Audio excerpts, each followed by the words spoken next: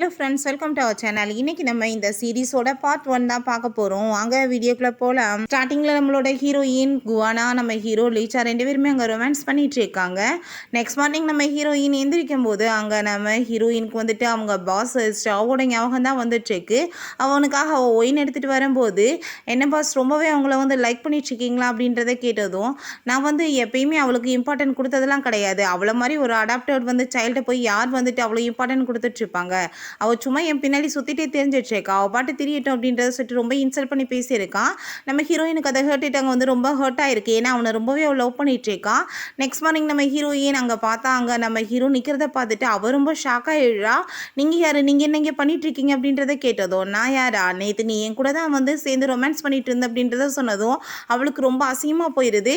இந்த பார்த்தையா கழுத்தில் அடையாளம் கூட இருக்குது அப்படின்றத சொல்லிட்டு இருக்கான். ஹீரோயின், நான் தெரியாமல் ட்ரிங்க்ஸ் பண்ணி இந்த மாதிரி தப்பு நடந்திருக்கும். நான் கண்டிப்பாக வந்து உங்களுக்கு என்ன பண்ணணுமோ நான் பண்ணிடுறேன்.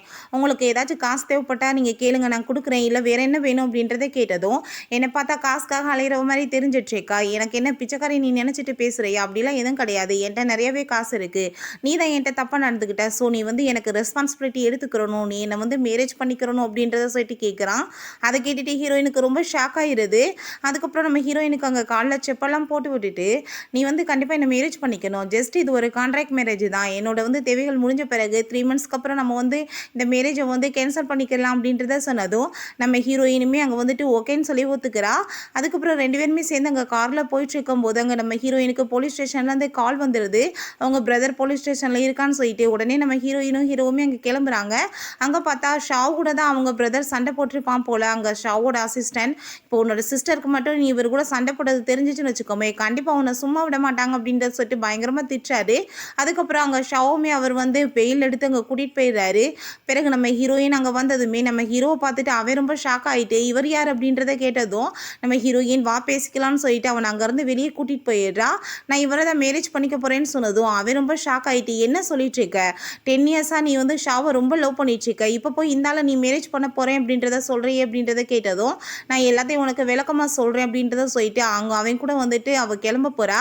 அப்போ நம்ம ஹீரோ, என்னை பார்த்ததும் உனக்கு பிடிக்கலன்னு எனக்கு தெரியுது, கண்டிப்பாக என்னை வந்து நீ புரிஞ்சுக்கிட்டேன்னா கண்டிப்பாக பிடிக்கும் அப்படின்றத சொல்லிட்டு அங்கேருந்து கிளம்பிடுறாங்க. அவனுக்கு பார்த்தா ரொம்ப அங்கே கன்ஃபியூஸ் ஆகிடுது. இந்த ஷாவ் அங்கே ஃபுல்லாக நம்ம ஹீரோயினுக்கு மெசேஜாக அனுப்பியிருக்கான் போல். பட் வந்துட்டு அவள் வந்து பதிலுக்கு எந்த ஒரு மெசேஜுமே அனுப்பலை.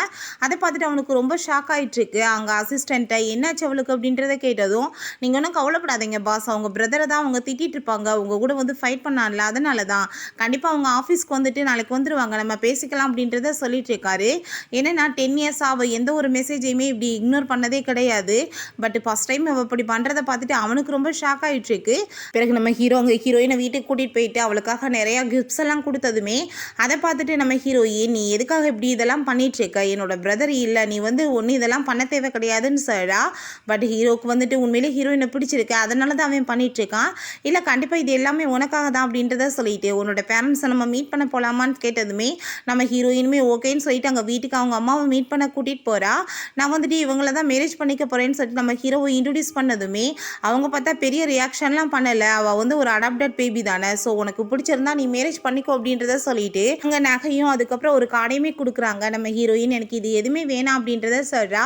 சரி ஓகே, நீ வந்து மேரேஜ் பண்ண போகிற டேட்டில் எங்களால் வந்து அட்டன் பண்ண முடியாது அப்படின்றத சொல்லிட்டு அவங்க பாட்டு போகிறாங்க.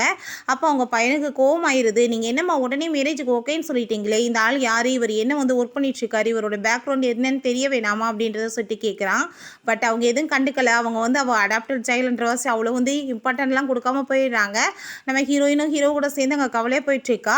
அப்போ அவங்க பிரதர் வந்து, உனக்கு தான் அம்மாவை பற்றி தெரியும் இல்லைக்கா அப்படின்றத சொன்னதும், அதை பற்றிலாம் நான் கவலைப்படலை அப்படின்றத சொல்கிறா. வந்து மேரேஜ் பண்ணிக்கிட்டே ஹாப்பியாக இரு, நீ எதை பற்றி கவலைப்படாத அப்படின்றத சொல்லிட்டு அங்கேருந்து அவங்க வந்து கிளம்பிடுறாங்க.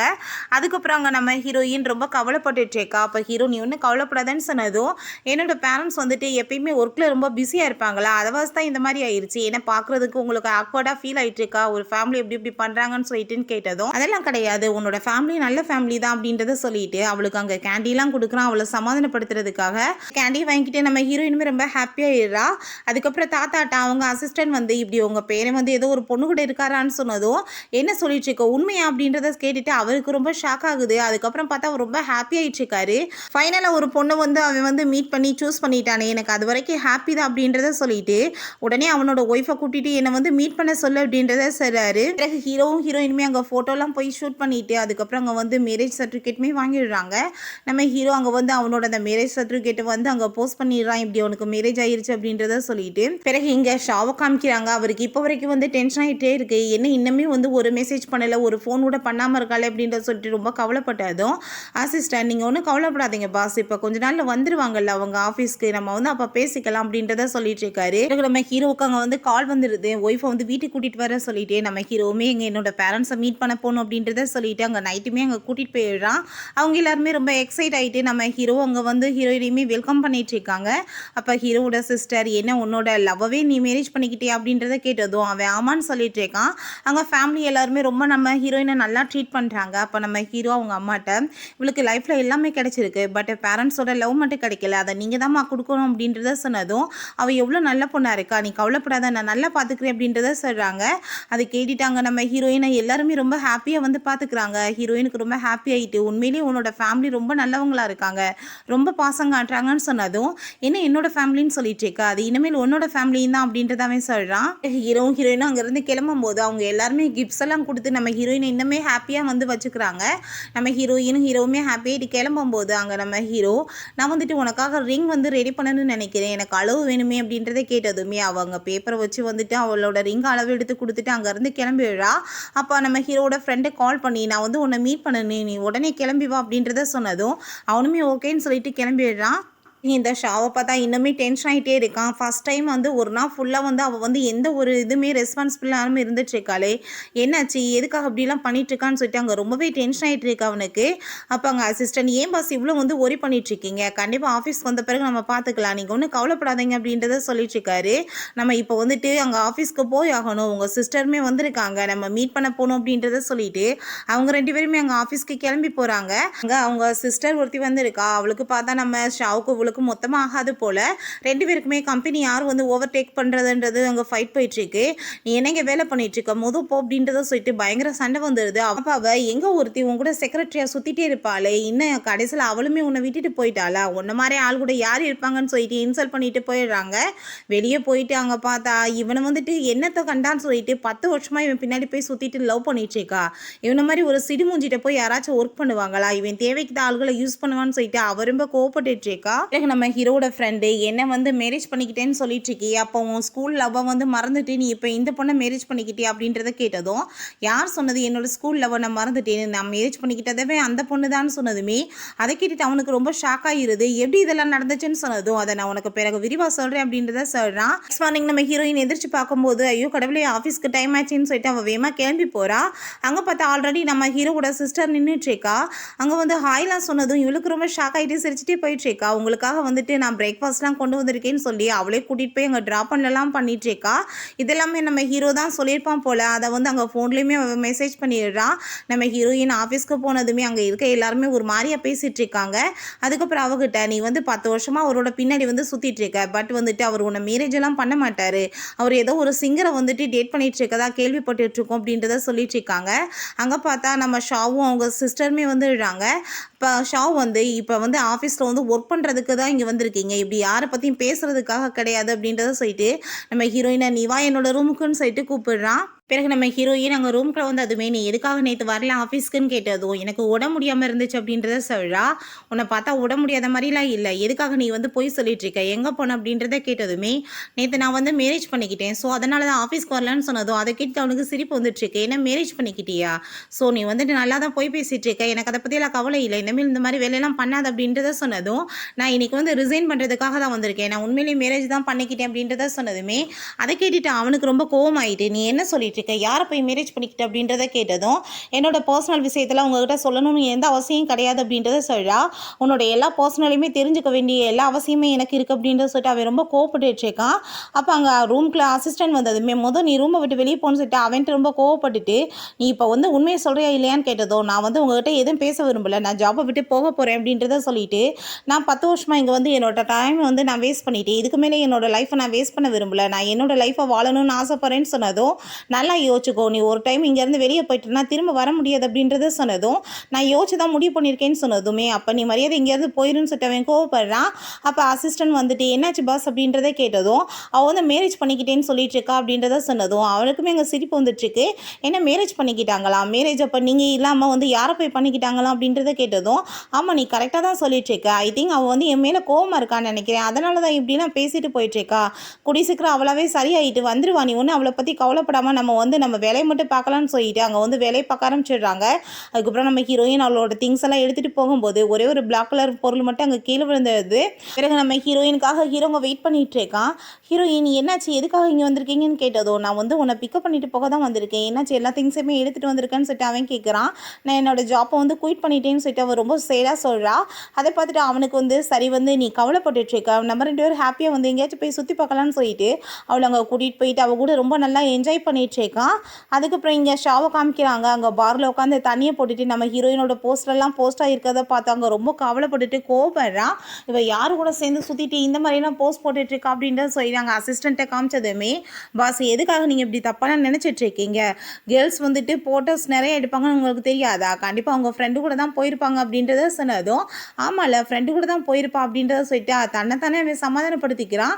அதுக்கப்புறம் வீட்டுக்கு கிளம்பி அங்கே போயிட்டு இருக்கும்போது அங்கே டிரைவர்கிட்ட நீங்கள் கூட்டிகிட்டு போய் குவானா மேடமே அவங்களோட வீட்டில் விட்டுருங்க அப்படின்றத சொன்னதும், என்ன சார் சொல்லிட்டு இருக்கீங்க, மேடமே உங்கள் கூட இல்லை அப்படின்றத சொன்னதும் அவனுக்கு ரொம்ப வந்துட்டு ஒரு மாதிரி ஆயிட்டுருக்கு. ரொம்ப ஃபீல் பண்ணிட்டு அவன் பாட்டு கோவப்பட்டுட்டு போயிட்டுருக்கான். பிறகு நெக்ஸ்ட் டே நம்ம ஹீரோயினை மீட் பண்ணுறதுக்காக ஹீரோங்க வந்துடுறான். என்னாச்சு நீங்கள் என்ன வந்துட்டு இருக்கீங்களே இங்கே அப்படின்றத கேட்டதும், உன்னை மீட் பண்ணுறதுக்காக தான் வந்திருக்கேன். அதுக்கப்புறம் நாம் லாயர் வந்து இப்போ மீட் பண்ண வர்றாரு. இந்த ப்ராப்பர்ட்டிஸ் எல்லாமே உன்னோட பேரில் வந்து என்னோட குடும்பம் வந்து எழுதி கொடுக்கணும்னு சொல்கிறாங்கன்னு சொன்னதுமே நம்ம ஹீரோயின் இல்லை எனக்கு இதெல்லாம் வேணாம் அப்படின்றத சொல்லி அங்கே பேசிகிட்டு இருக்கா. அப்போ அங்கே லாயருமே வந்துடுறாரு. அவர் வந்து என்னென்ன வந்து பண்ண போகிறாங்கன்னு சொல்லிட்டு எல்லாத்தையுமே எக்ஸ்பிளைன் பண்ணதுமே, இல்லை நான் இதெல்லாமே வாங்க முடியாதுன்னு நம்ம சொன்னதும், நீ ஏன் இப்படி பண்ணிட்டுருக்க, நம்மளுக்கு டைவர்ஸ் ஆகும்போது நீ வந்து ரிட்டர்ன் கொடுத்துரு அப்படின்றத சொன்னதும் அங்கே லாயருக்கு ரொம்ப ஷாக் ஆகிடுது. ஏன்னா நேற்று தான் மேரேஜ் பண்ணியிருக்காங்க, இன்னைக்கு டைவர்ஸ் பற்றி பேசிகிட்டு இருக்காங்களேன்னு சொல்லிட்டு அவர் ரொம்ப ஷாக்காகி பார்த்துட்டு இருக்காரு. நம்ம ஹீரோயின் அப்படி இருந்தாலும் ஒத்துக்க மாட்டான். நம்ம ஹீரோ அங்கே வந்து பேசி அதுக்கப்புறம் அவளை சமாதானப்படுத்திடுறான்.